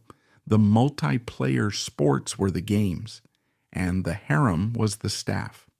He had constructed a perfect, hermetically sealed world where he was the sun, and everyone else was just waiting for the light to hit them. But he forgot that when the sun explodes, it doesn't just burn itself out. It incinerates everything in its orbit. And Linda Chen was the first to turn to ash. In the history of celebrity scandals, most careers die by 1,000 cuts. A rumor here, a bad photo there, a slow, agonizing erosion of public trust. But Shou Luo's career did not die a slow death. It was vaporized in a single instant. The date was April the 23rd, 2020. The time was exactly 9 a.m. And the weapon was not a gun nor a lawsuit, but a block of text that would rewrite the history of Asian entertainment. We must appreciate the tactical brilliance of Grace Chow's execution. She did not post her confession late at night in a drunken rage, nor did she bury it on a weekend when the public was distracted. She chose a Thursday morning, precisely at the start of the workday. In the digital media ecosystem of China, 9 a.m. is the golden hour for viral news. It is the exact moment when millions of commuters are scrolling through their phones on the subway, when office workers are settling in at their desks, and crucially, when entertainment reporters are clocking in for their shifts. By posting at this specific minute, she ensured maximum visibility and maximum damage. She wasn't just venting her frustration, she was launching a coordinated airstrike. The post itself was a masterpiece of the genre. It was long, spanning over 1,000 words, but it was not a chaotic rant. It was a dossier. It was written with a calm, surgical precision that terrified the public. She didn't sound like a scorned ex-girlfriend screaming into the void. She sounded like a seasoned prosecutor reading an indictment to a jury. She began with a hook of deceptive gentleness, stating calmly that she and Shou Luo had broken up for some time. This established that the emotional dust had settled, signaling to the reader that this was a rational decision, not an impulsive outburst. Then, she delivered the pivot that would destroy him. She asked a simple rhetorical question: "Why did we break up?" and answered it with a single, devastating sentence: "Because I looked at your phone." With that, she unlocked the Pandora's box. Instead of listing his sins emotionally, she cataloged them with the cold efficiency of an accountant. She detailed the existence of the dedicated phone used solely for flirting. She described the roster of women invited to his hotel rooms in every city he visited. She exposed the improper relationships with his female staff and his protege, Butterfly Sister. And finally, she dropped the nuclear warhead, the accusation of multiplayer sports. By organizing the accusations in such a logical, factual manner, she made them undeniable. A liar rambles. A truth-teller lists facts. The true genius of the letter, however, lay in its emotional framing. Grace didn't just play the victim, she positioned herself as a whistleblower. She explicitly stated that she wasn't writing this to get revenge, but to warn other women. She wrote that if this had been a normal breakup, she would have remained silent, but she could not stand by and let other girls be fooled by his persona. By framing her exposure as a public service, she immunized herself against backlash. She positioned herself as the protector of the innocent, standing up against a powerful predator. She effectively unionized every woman who had ever been cheated on, creating an army of supporters who saw their own pain reflected in hers. The reaction was instantaneous. The Weibo servers reportedly struggled under the traffic as the hashtag regarding their breakup generated billions of views within hours. It was a digital tsunami. Unlike previous scandals, where fans would split into opposing camps, the detail and tone of Grace's letter were so overwhelming that Shou Luo's defense collapsed before it could even form. There was no debate. Even his most die-hard fans were silenced by the sheer weight of the multiplayer sports accusation. The cognitive dissonance of the innocent scholar finally snapped. The mask didn't just slip, it was ripped off, revealing the grinning skull beneath. At 8:59 a.m., Shou Luo was a king, holding endorsement deals worth millions, starring in top-rated TV shows, and enjoying a reputation as a good man. By 9:01 a.m., he was a pariah. He had become the time management master, a global punchline, and a cautionary tale. Grace Chow proved that in the information age, the pen is mightier than a 20-year career. She pressed send, and the Night Kingdom crumbled into dust in the morning light. The execution had begun, and the prisoner wasn't even awake to hear the verdict. If the 9 a.m. post was the explosion, what followed was the suffocating vacuum that sucks the oxygen out of the room. In the immediate aftermath of Grace Chow's nuclear strike, the public expected a counterattack. They expected Shou Luo's legal team to issue a cease and desist letter. They expected a vehement denial, a claim of hacking, or perhaps a statement citing malicious slander. That is the standard playbook for a celebrity crisis in the Chinese entertainment industry: deny, threaten, and distract.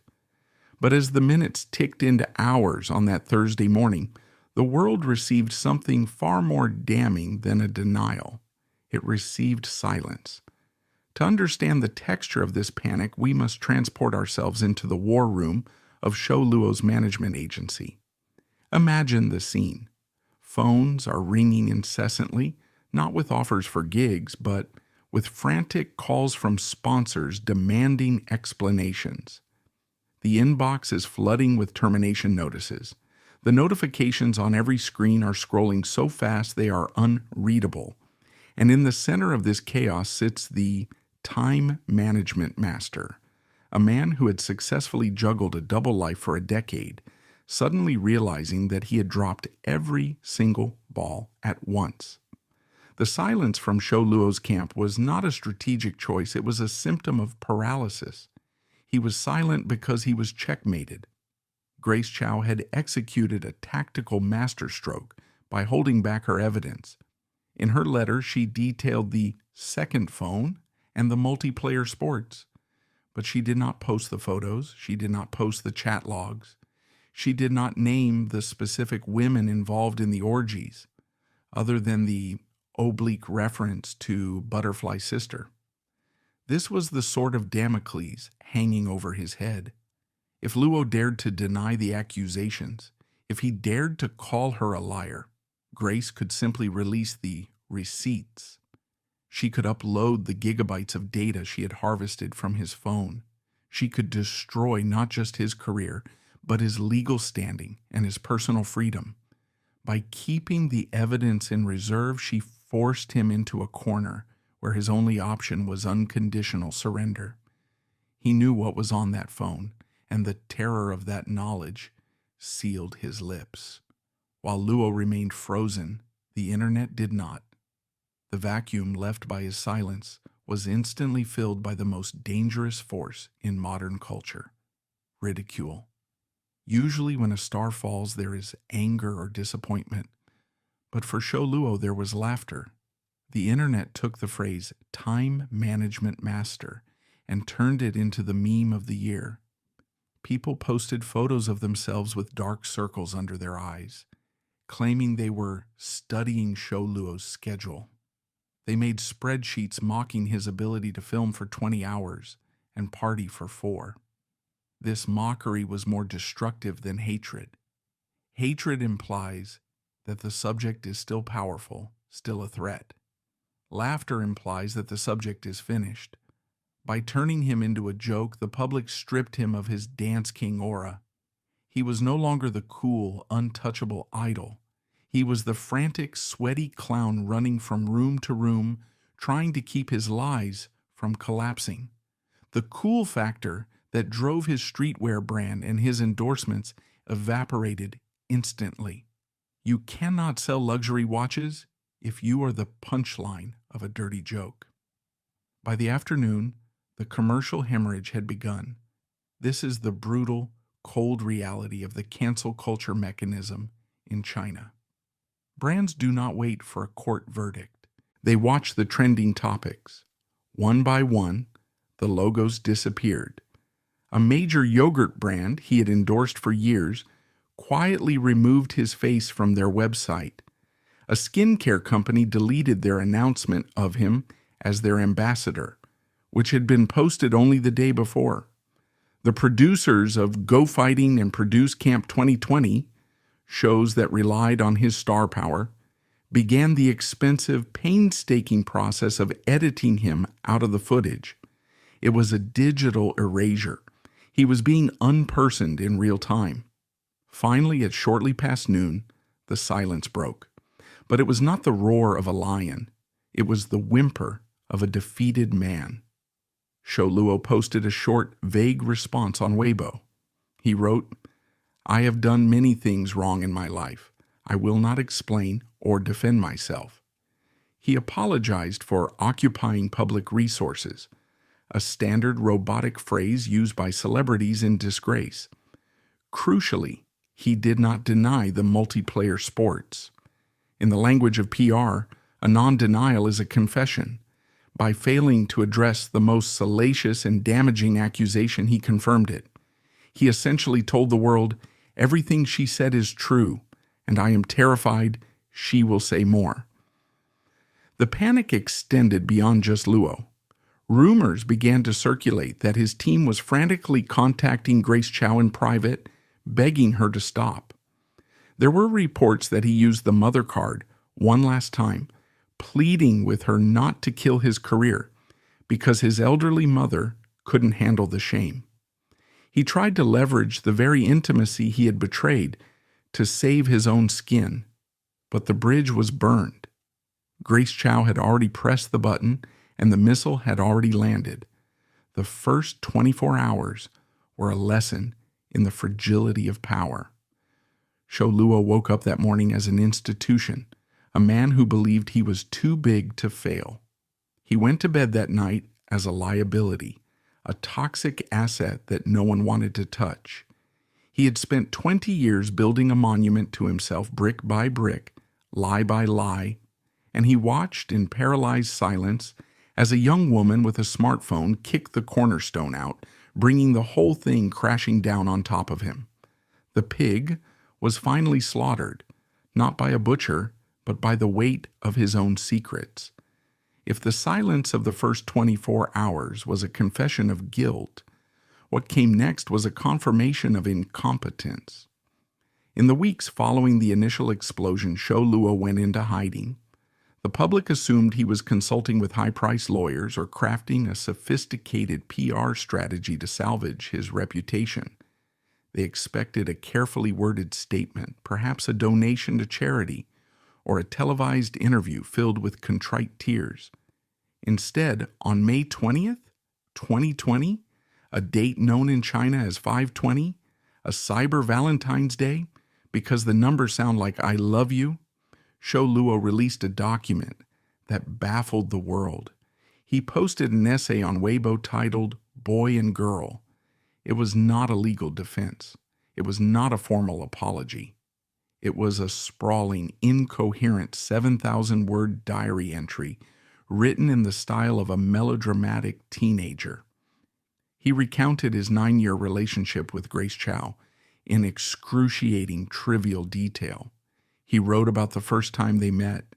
He wrote about waiting in line for roller coasters. He wrote about how she cooked noodles for him. He wrote about buying her snacks. He wrote the entire thing in simplified Chinese, the script Grace used, as a performative gesture of submission.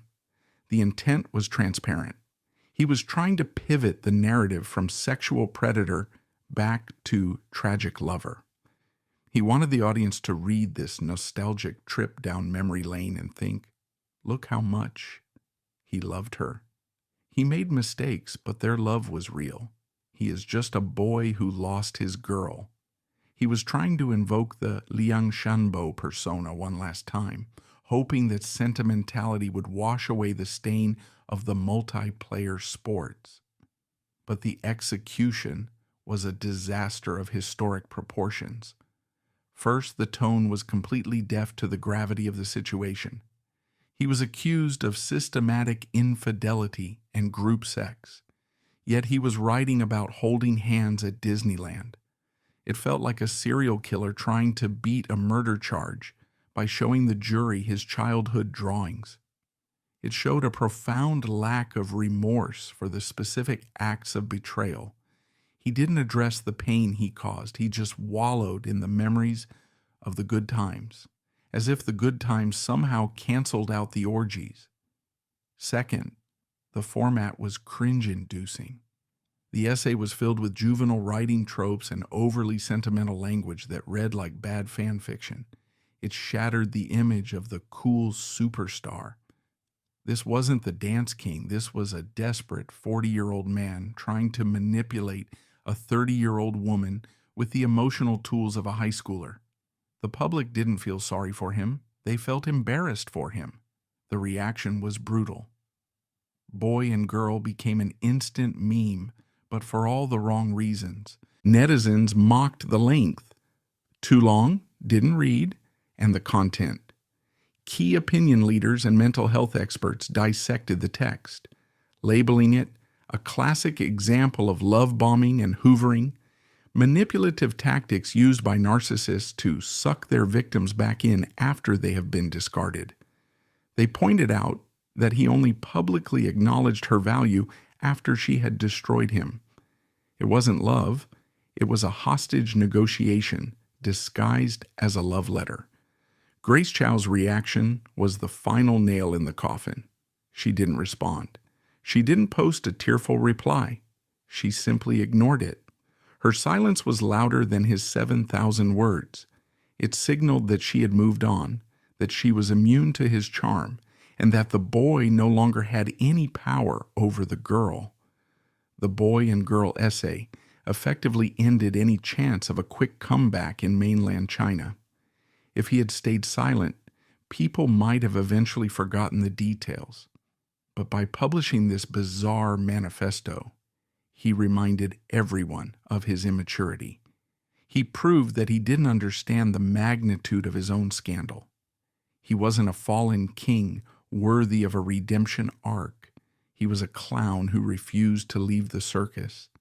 This was the final humiliation. Shou Luo didn't just lose his career, he lost his dignity. He tried to write his own ending to the story, framing it as a romantic tragedy. But the audience refused to read the script. They looked at the boy and saw a liar. They looked at the girl and saw a hero. And they looked at the essay and saw it for what it truly was, a suicide note for his reputation, penned by his own hand, posted on the internet for the world to laugh at. The execution was complete. The time management master had finally mismanaged the only thing he had left, his exit. For 2 years, Shou Luo was a phantom. He lived in the shadows of Taipei playing golf, posting cryptic Instagram stories and waiting for the anger to fade, waiting for the public to find a new villain. But the multiplayer sports scandal was sticky. It was not easily forgotten. However, the hunger for fame is a chronic condition, and Shou Luo was terminally ill with it. He could not stay hidden forever. In late 2022 and moving into 2023, the zombie began to stir. He attempted a comeback. But this was not the triumphant return of a king. It was the eerie shuffling of the undead. His strategy for revival was bizarre, yet psychologically revealing. Unable to return as the cool, handsome idol, because who would believe that image now? He returned as a joke. He revived a female alter ego character he had created years prior. Beauty Low. He dressed in drag, wearing a wig and a dress, and released a single. We must pause to analyze the psychology of this move. Why would a fallen sex symbol dress as a woman to make his comeback? It is a classic defense mechanism. If I make myself the clown, you cannot laugh at me. You are laughing with me. By demasculinizing himself, he was subconsciously trying to signal that he was no longer a sexual threat. He was trying to say, look, I'm just a silly entertainer. I'm not the predator you think I am. I'm just Beauty Low. It was a humiliating act of self-deprecation, a jester dancing for scraps of attention. The reception was mixed. In mainland China, the ban remained absolute. The iron curtain of morality did not lift. But in Taiwan, the culture is more forgiving, or perhaps more indifferent. He managed to book a concert at the Taipei Arena. It sold out, not instantly like before, but it sold out. The fans who returned were the diehards, the ones who had separated the art from the artist, or perhaps the ones who simply pitied him. From 2024 to 2026, Shou Luo settled into his new reality. He was working. He released songs. He toured in Singapore and Malaysia. He appeared on minor variety shows. To the casual observer, it might look like he had survived. But look closer. The eyes were different. The swagger was forced. He was performing in venues half the size of the ones he used to command. The endorsements were gone. No major global brand would touch him with a 10-foot pole. He was earning a living, yes, but he was no longer a cultural force. He had become a zombie celebrity, walking, talking, and dancing, but spiritually dead. The mystique was gone. The innocent scholar Liang Shanbo was buried. The filial son narrative felt hollow. All that was left was a talented dancer with a bad history, sweating under the spotlight, trying desperately to drown out the memory of 2020 with loud music. He was back on stage, but he was dancing in a graveyard of his own making. As we reach the end of this autopsy, We are left with the image of Sholuo standing alone at center stage. The lights are bright, the music is thumping, and for a fleeting moment he looks like the god he used to be. But the music fades, the lights go down, and the man remains. The story of Sholuo is not just a story about sex, it is a story about the devastating cost of greed. He was a man who wanted everything.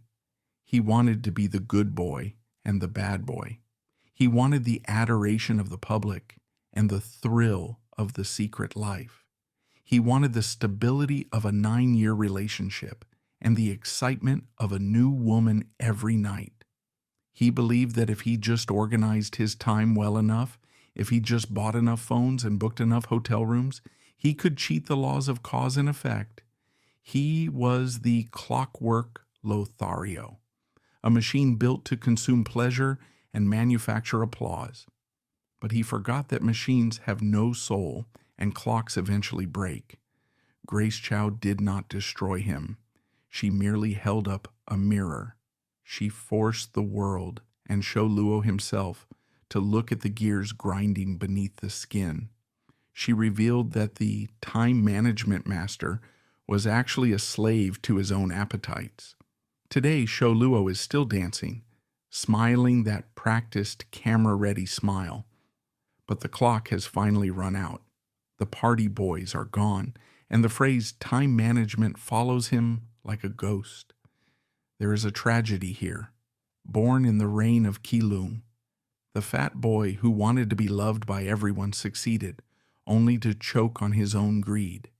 He spent 25 years building a name that meant joy, only to turn it into a global synonym for deceit. Now the dance king is left in a deafening silence, where the only audience remaining is the ghost of the boy he tried so hard to kill.